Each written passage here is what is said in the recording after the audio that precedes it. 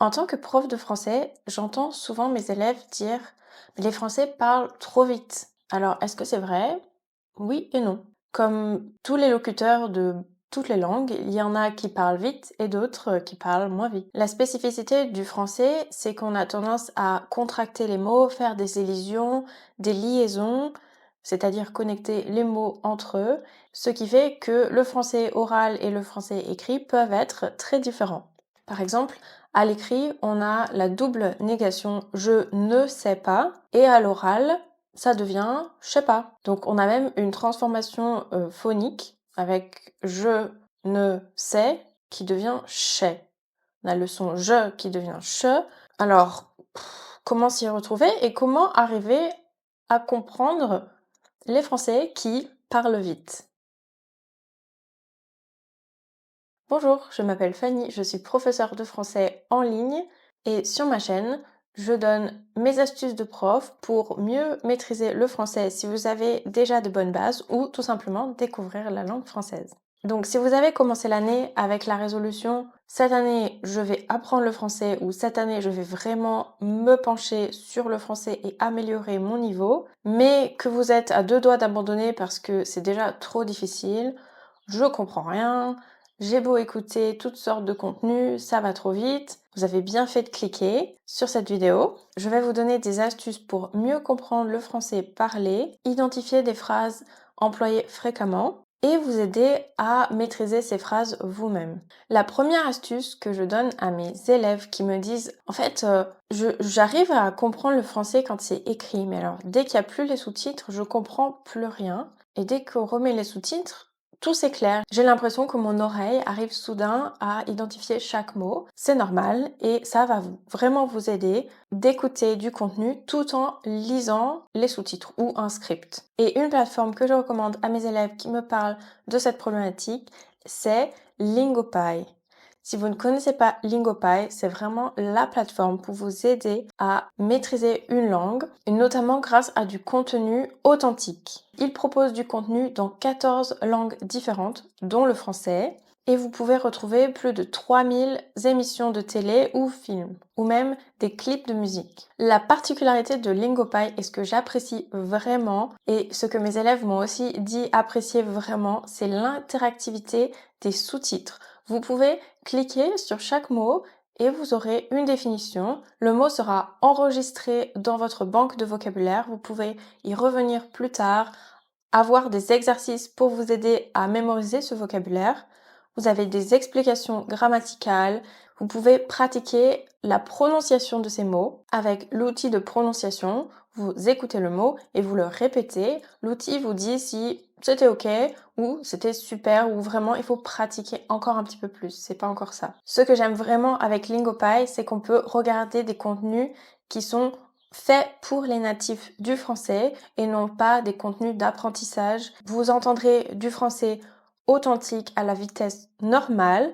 Vous pouvez aussi ralentir la vitesse et vraiment vous concentrer sur le lien entre l'oral et l'écrit grâce aux sous-titres. En fonction de votre niveau, vous pourrez choisir le type de contenu adapté et chaque paramètre, chaque outil est vraiment pensé pour vraiment retenir le vocabulaire, comprendre la grammaire et vous avez, ce qui est pour moi une des choses les plus importantes dans l'apprentissage d'une langue, accès à des éléments de la culture française ou francophone. Donc, si vous voulez découvrir Lingopie cette année, je vous mettrai un lien en description. Si vous utilisez ce lien, vous aurez 55% de réduction sur l'abonnement annuel. C'est un super outil vraiment pour vous accompagner dans l'apprentissage du français et encore plus dans l'amélioration de la compréhension du français oral authentique. Merci beaucoup Lingopie de sponsoriser cette partie de la vidéo. Ma deuxième astuce, c'est d'entraîner votre oreille au son difficile. Si vous êtes germanophone, la distinction entre le on et le en, ça va être difficile. Donc passez un peu plus de temps sur les sons qui vous paraissent difficiles. Les hispanophones trouveront difficile de distinguer le u et le ou, le et le e. Donc travaillez des sons isolés, on, en, un, et, u, ou, puis des syllabes, puis des mots simples, des mots plus longs et enfin des groupes de mots ou des phrases. Vous pouvez utiliser pour cela ce qu'on appelle les paires minimales, c'est-à-dire vous entraîner à écouter des mots qui sont identiques, mis à part un phonème, à savoir par exemple le vent et le vin. Pour cela, des outils très simples de lecture de phrases peuvent vous aider. Vous écrivez des phrases avec des paires minimales. Il y en a beaucoup sur internet. Vous tapez minimal pairs, paires minimales. Vous aurez tous les mots qu'il vous faut. Vous tapez ça dans un logiciel de lecture à voix haute et vous vous entraînez à distinguer les mots qui se ressemblent. Ma troisième astuce, c'est probablement ma préférée et celle qui m'a vraiment aidée dans l'apprentissage de l'anglais. Aujourd'hui, je parle anglais couramment et je peux comprendre tout type de support en anglais, c'est d'écouter ou de regarder du contenu que vous connaissez déjà très bien. Des films, alors si vous êtes comme moi, vous aimez peut-être regarder les films et les séries en boucle. C'est ce que j'ai fait pour l'anglais. Au début, je regardais les Harry Potter en français. Je connaissais l'histoire par cœur, vraiment à la réplique près. Et ce que j'ai fait, c'est qu'au final, je crois que c'est ma mère qui m'a suggéré, ah bah, tu devrais le regarder en anglais maintenant, tu connais tout par cœur. J'ai commencé à le mettre en anglais, d'abord avec des sous-titres français, puis avec des sous-titres anglais. De toute façon, mon cerveau connaissait déjà l'histoire, donc je pouvais vraiment me concentrer sur la langue. Parce que quand vous découvrez un film et en plus il est dans une langue que vous ne maîtrisez pas complètement, votre cerveau, il fait deux tâches. Il se concentre sur comprendre l'histoire, donc le fond, et en plus, il se concentre sur comprendre la langue, à savoir la forme. Donc, si vous divisez ces deux tâches en tâches individuelles, vous maîtrisez le contenu. Ça peut être lire un livre d'abord dans votre langue maternelle pour bien connaître l'histoire et ensuite trouver ce livre en français. La même chose avec n'importe quel film, n'importe quelle série, à condition qu'il ou elle soit disponible en français évidemment. Mais aujourd'hui, il y a quand même beaucoup de films qui sont disponibles dans plusieurs langues, notamment si vous avez accès à un VPN par exemple qui vous permet de vous localiser en France, où vous aurez accès à beaucoup plus de contenu en français, doublé en français je veux dire. Donc vos films américains préférés, ils seront toujours doublés en français. Ma quatrième astuce, et ça va vraiment peut-être pas faire plaisir à tout le monde, mais c'est d'alterner entre contenu lent pour les apprenants du français et contenu authentique natif. Si vous ne regardez que des vidéos YouTube pour apprendre le français, ça va être peut-être plus lent. Je ne dis pas que ça sera impossible, mais comment voulez-vous que quand vous allez vous retrouver dans une situation authentique en France, en Belgique ou que sais-je, avec des natifs qui parlent tous en même temps et chacun à sa vitesse, si vous n'avez appris qu'avec français facile ou français pour blablabla, il va y avoir un écart énorme. Donc habituez-vous avec des vlogs sur YouTube par des francophones ou n'importe quelle série, film, podcast, émission radio, émission télé, à entendre du contenu, même si c'est trop rapide pour vous, au moins vous habituez votre oreille à la vraie vitesse du français. Ma cinquième astuce, c'est de pratiquer le shadowing. Il n'y a pas de terme en français pour ça, mais globalement, il s'agit de répéter juste après avoir entendu une phrase de manière identique ce que vous venez d'entendre. Si vous regardez mes vidéos, vous pouvez faire pause dans la vidéo et répéter chaque phrase que je prononce comme je la prononce. Entraînez-vous comme si vous chantiez une chanson à reproduire exactement la mélodie, exactement la vitesse et l'articulation. C'est ce que mon copain m'a dit avoir fait de manière non intentionnelle quand il a appris l'anglais avec les séries télé. Il répétait les phrases qui l'intéressaient, les phrases qu'il trouvait très cool, à voix haute devant sa télé. Vous êtes tout seul, personne ne sera là pour vous juger, on s'en fiche, vraiment. Donc c'est une extrêmement bonne astuce pour intégrer vraiment la vitesse, le rythme, la phonétique en général du français parlé. Enfin, ma sixième astuce, j'en ai parlé l'année dernière dans une de mes vidéos qui était en anglais d'ailleurs, c'est d'être vraiment familier, de connaître certaines règles implicites de l'oral et notamment certaines phrases communes comme « je sais pas »,« je ne sais pas »,« je te dis »,« je te dis ». Donc le « je » qui devient « ch » à l'oral, très commun.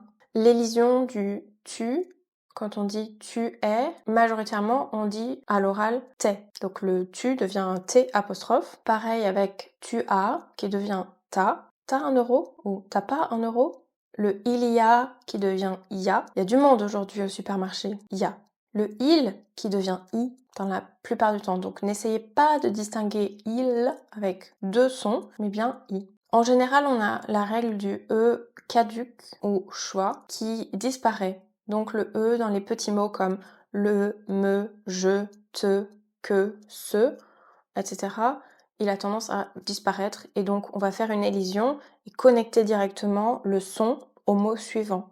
Vous l'avez dans petit qui devient petit, cheveux qui devient cheveux, je veux qui devient je veux, je sais qui devient sais, etc. Est-ce que qui devient est-ce que, parce que qui devient parce que, quelque chose qui devient quelque chose. Là, on a même le L qui disparaît. C'est très fréquent que le L au milieu d'autres consonnes disparaissent parce que c'est un effort de prononciation que les francophones ne veulent pas faire. Encore une fois, ça dépend aussi des locuteurs et ça dépend des pays. Je sais que les Belges ont tendance à faire tomber des E à d'autres endroits que les Français, par exemple. D'autres règles implicites de l'oral, c'est la double négation qui ne devient qu'une simple négation.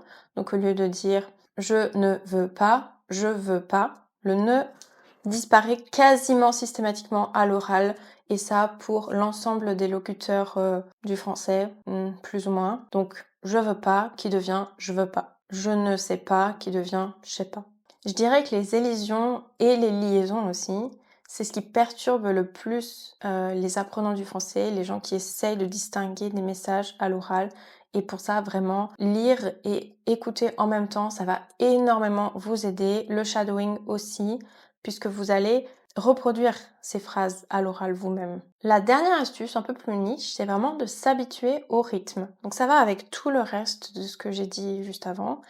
Mais le français a un certain rythme, à savoir qu'il y a des syllabes ou des parties de mots qui disparaissent dans le flot de la conversation. Donc certaines syllabes sont plus articulées, d'autres qui sont plus avalées. Donc entraînez-vous à bien entendre le on y va, on y va. On prononce pas chacun des trois mots à la même intensité, si vous voulez.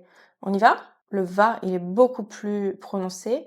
Et le reste, il faut un peu deviner avec le contexte, avec l'habitude. Ça te dit, ça te dit? Vous voyez que la dernière syllabe dans une question, elle est souvent un peu plus prononcée. Tu fais quoi? Ça serait tu fais quoi? Le tu, c'est un son, c'est t. Tu fais quoi? Et le quoi, on l'entend vraiment. Donc habituez-vous à ce genre de petites phrases qui peuvent disparaître un petit peu dans un ensemble de phrases, dans un dialogue. Entraînez-vous à bien les identifier. Mais pour bien les identifier, il faut connaître toutes ces règles implicites de l'oral qui sont vraiment particulières à cette langue, je pense. Enfin, si je compare avec l'allemand, qui prononce vraiment chaque mot de manière vraiment distincte à l'oral, c'est pas du tout le cas en français. Donc si vous en êtes là, à vous dire « Ouf, c'est compliqué », vraiment appuyez-vous sur ces 7 astuces et vous allez voir que ça va vraiment vous aider. Regardez du contenu authentique, avec des sous-titres. Je sais que les sous-titres sur Netflix, ils sont pas toujours complètement similaires à ce que dit le personnage. Donc, n'oubliez pas le lien en description pour Lingopie. Vous ne serez pas trahi par les sous-titres. C'est vraiment une transcription de l'oral, mot pour mot. Merci beaucoup d'avoir regardé cette vidéo. Dites-moi en commentaire les vidéos qui vous intéresseraient pour cette nouvelle année. Et moi, je vous dis à très bientôt pour une prochaine vidéo. Ciao!